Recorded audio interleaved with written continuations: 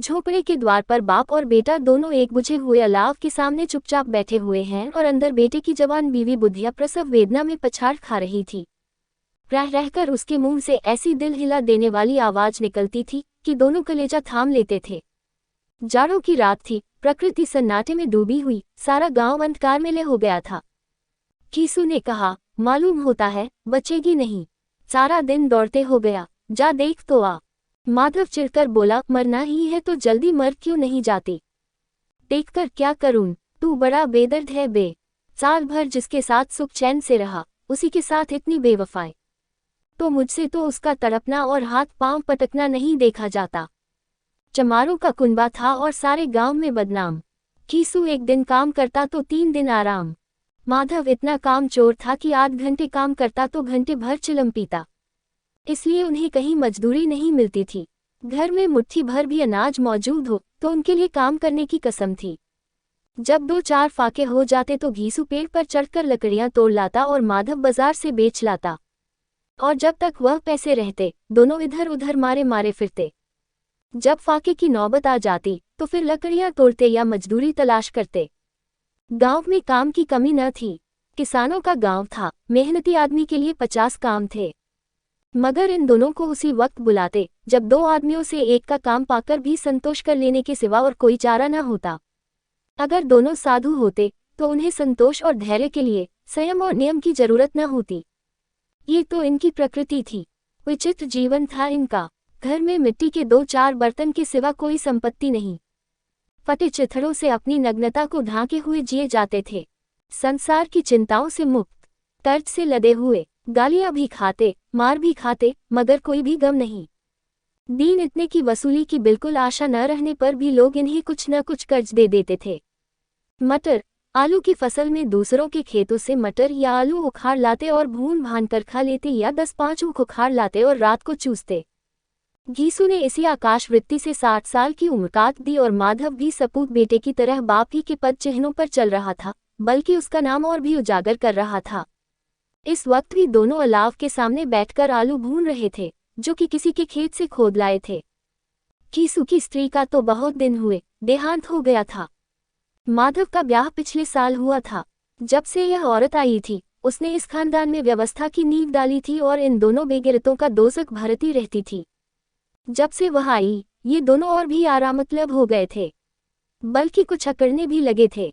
कोई कार्य करने को बुलाता तो निर्व्याज भाव से दुगनी मजदूरी मांगते। वही औरत आज प्रसव वेदना से मर रही थी और ये दोनों शायद इसी इंतजार में थे कि वह मर जाए तो आराम से सोएं। कीसू ने आलू निकालकर छीलते हुए कहा, जाकर देख तो क्या दशा है उसकी। चुड़ैल का फिसाद होगा और क्या, यहाँ तो ओझा भी 1 रुपया मांगता है। माधव को भय था कि वह कोठरी में गया तो घीसू आलूओं का बड़ा भाग साफ कर देगा। बोला, मुझे वहां जाते डर लगता है। डर किस बात का है, मैं तो यहाँ हूँ ही। तो तुम ही जाकर देखो न। मेरी औरत जब मर रही थी तो मैं 3 दिन तक उसके पास से हिला तक नहीं, और मुझसे ले जाएगी कि नहीं। जिसका कभी मुंह नहीं देखा, आज उसका उघड़ा हुआ बदन देखूं। उसे तन की सुध भी तो न होगी। मुझे देख लेगी तो खुलकर हाथ पांव भी न पटक सकेगी। मैं सोचता हूँ कोई बाल बच्चा हुआ तो क्या होगा। सौंठ, गुण, तेल कुछ भी तो नहीं है घर में। सब कुछ आ जाएगा भगवान दे तो।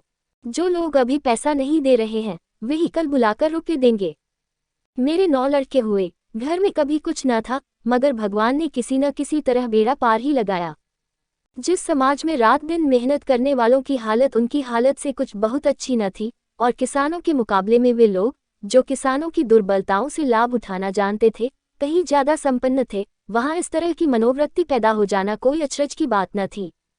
हम तो यही कहेंगे, घीसू किसानों से कहीं ज्यादा विचारवान था और किसानों के विचार शून्य समूह में शामिल होने के बदले बैठकबाजों की कुत्सित मंडली में जा मिला था। हाँ, उसमें ये शक्ति न थी कि बैठकबाजों के नियम और नीति का पालन करता। इसलिए जहां उसकी मंडली के और लोग गांव के सरगना और मुखिया बने हुए थे, उस पर सारा गांव उंगली उठाता था। फिर भी उसे ये तस्कीन तो थी ही कि अगर वह फटेहाल है तो कम से कम उसे किसानों की सीजी तोड़ मेहनत तो नहीं करनी पड़ती, और उसकी सरलता और निरीहता से दूसरे लोग बेजा फायदा तो नहीं उठाते। दोनों आलू निकाल निकाल कर जलते जलते खाने लगे। कल से कुछ नहीं खाया था। इतना सब्र न था कि उन्हें ठंडा हो जाने दें। कई बार दोनों की जबानें जल गईं। छिल जाने पर आलू का बाहरी हिस्सा बहुत ज्यादा गर्म मालूम न होता था, लेकिन दांतों के तले पड़ते ही अंदर का हिस्सा जबान, हलक और तालू को जला देता था और उस अंगारे को मुंह में रखने से ज्यादा खैरियत इसी में थी कि वह अंदर पहुंच जाए। वहां उसे ठंडा करने के लिए काफी सामान थे, इसलिए दोनों जल्द जल्द निगल जाते। हालांकि इस कोशिश में उनकी आंखों से आंसू निकल आते।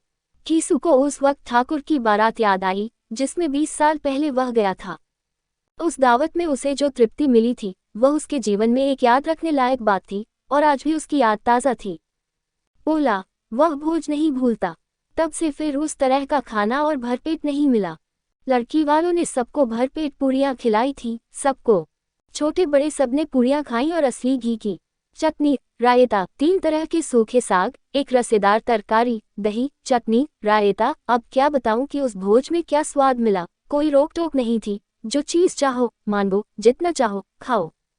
लोगों ने ऐसा खाया कि किसी से पानी न पिया गया।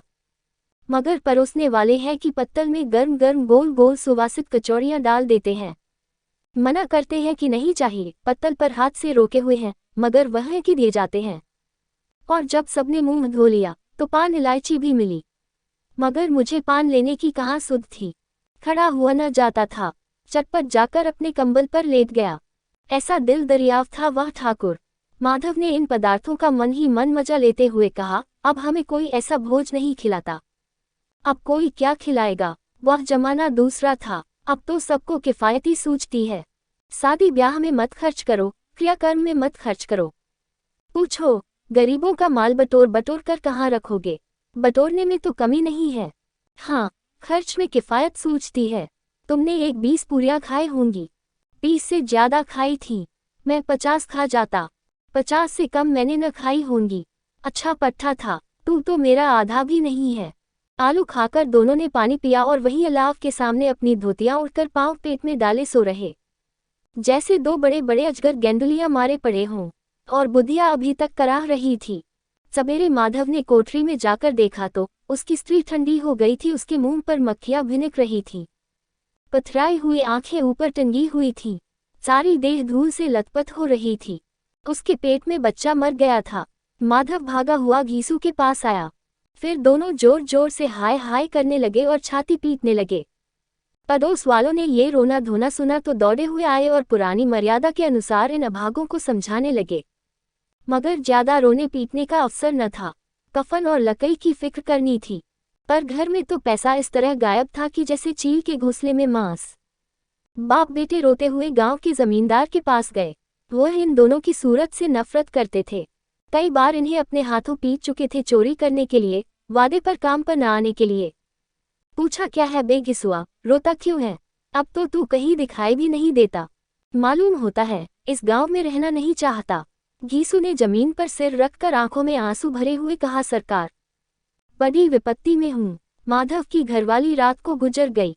रात भर तड़पती रही, सरकार। हम दोनों उसके सिरहाने बैठे रहे। दवा दारू जो कुछ हो सका सब कुछ किया, मुदा वह हमें दगा दे गई। अब कोई एक रोटी देने वाला भी न रहा। मालिक, तबाह हो गए, घर उजड़ गया। आपका गुलाम हूँ, अब आपके सिवा कौन उसकी मिट्टी उठेगी? आपके सिवा किसके द्वार पर जाऊं? जमींदार साहब दयालु थे, मगर घीसू पर दया करना काले कंबल पर रंग जाना था। जी मैं तो आया, कह दे चल, दूर हो यहाँ से। यूं तो बुलाने से भी नहीं आता, आज जब गरज पड़ी तो आकर खुशामद कर रहा है। हरामखोर कहीं का, बदमाश। लेकिन ये क्रोध या दंड का अवसर न था। जी में कूदते हुए 2 रुपये निकालकर फेंक दिए, मगर सांत्वना का एक शब्द भी मुंह से न निकाला। उसकी तरफ ताका भी नहीं, जैसे सिर का बोझ उतारा हो। जब जमींदार साहब ने 2 रुपये दिए तो गांव के बनिए महाजनों को इनकार का साहस कैसे होता। घीसू जमींदार के नाम का ढिंढोरा भी पीटना खूब जानता था। किसी ने 2 आने दिए, किसी ने 4 आने। 1 घंटे में घीसू के 5 रुपये की अच्छी रकम जमा हो गई। कहीं से अनाज मिल गया, कहीं से लकई, और दोपहर को घीसू और माधव बाजार से कफन लाने चले। इधर लोग बांस काटने लगे। गांव की नर्म दिल स्त्रियां आ आकर लाश को देखती थीं और उसकी बेकसी पर 2 बूंद आंसू गिराकर चली जाती थीं। कैसा बुरा रिवाज है कि जिसे जीते जी तन ढांकने को चिता भी न मिले, उसे मरने पर कफन चाहिए। कफन लाश के साथ जल ही तो जाता है। और क्या रखा रहता है, यही 5 रुपये पहले मिलते तो कुछ दवा दारू कर लेते। दोनों एक दूसरे के मन की बात ताड़ रहे थे। बाजार में इधर उधर घूमते रहे, कभी इस बजाज की दुकान पर गए, कभी उसकी दुकान पर। तरह तरह के कपड़े, रेशमी और सूती देखे, मगर कुछ जचा नहीं। यहाँ तक कि शाम हो गई, तब दोनों ने जाने किस दैवी प्रेरणा से एक मधुशाला के सामने जा पहुंचे और जैसे किसी पूर्व निश्चित योजना से अंदर चले गए। वहां जरा देर तक दोनों असमंजस में खड़े रहे। फिर घीसू ने गद्दी के सामने जाकर कहा, साहू जी, एक बोतल हमें भी देना। इसके बाद कुछ चिखौना आया, तली हुई मछलियां आई और दोनों बरामदे में बैठकर शांतिपूर्वक पीने लगे। कई कुज्जियां ताबड़तोड़ पीने के बाद दोनों सरूर में आ गए। घीसू बोला, कफन लगाने से क्या मिलता है, आखिर जल ही तो जाता, कुछ बहू के साथ तो न जाता। माधव आसमान की तरफ देखकर बोला, मानो देवताओं को अपनी निष्पापता का साक्षी बना रहा हो। दुनिया का दस्तूर है, नहीं लोग बामनों को हजारों रुपए क्यों दे देते हैं। कौन देखता है परलोक में मिलता है या नहीं। बड़े आदमियों के पास धन है, चाहे फौंके, हमारे पास फौंकने को क्या है। लेकिन लोगों को जवाब क्या दोगे, लोग पूछेंगे नहीं कफन कहाँ है। घीसू हंसा, अबे कह देंगे कि रुपए कमर से खिसक गए, बहुत ढूंढा मिले नहीं। लोगों को विश्वास तो न आएगा, लेकिन फिर वही रुपए देंगे। माधव भी हंसा, इस अनपेक्षित सौभाग्य पर बोला, बड़ी अच्छी थी बेचारी, मरी तो भी खूब खिला पिलाकर, अभी बोतल से ज्यादा उठ गई। घीसू ने 2 सेर पूरियां मंगाए, चटनी, अचार, कलेजियां। शराब खाने के सामने ही दुकान थी। माधव लपक कर 2 पत्तलों में सारा सामान ले आया। पूरा 1.5 रुपया और खर्च हो गया, सिर्फ थोड़े से पैसे बच रहे। दोनों इस वक्त शान से बैठे हुए पूरियां खा रहे थे, जैसे जंगल में कोई शेर अपना शिकार उड़ा रहा हो। न जवाबदेही का खौफ था, न बदनामी की फिक्र। इन भावनाओं को उन्होंने बहुत पहले ही जीत लिया था। घीसू दार्शनिक भाव से बोला, हमारी आत्मा प्रसन्न हो रही है तो क्या उसे पुण्य होगा। माधव ने श्रद्धा से सिर झुकाकर तस्दीक की, जरूर से जरूर होगा। भगवान तुम अंतर्यामी हो, उसे बैकुंठ ले जाना। हम दोनों हृदय से आशीर्वाद दे रहे हैं।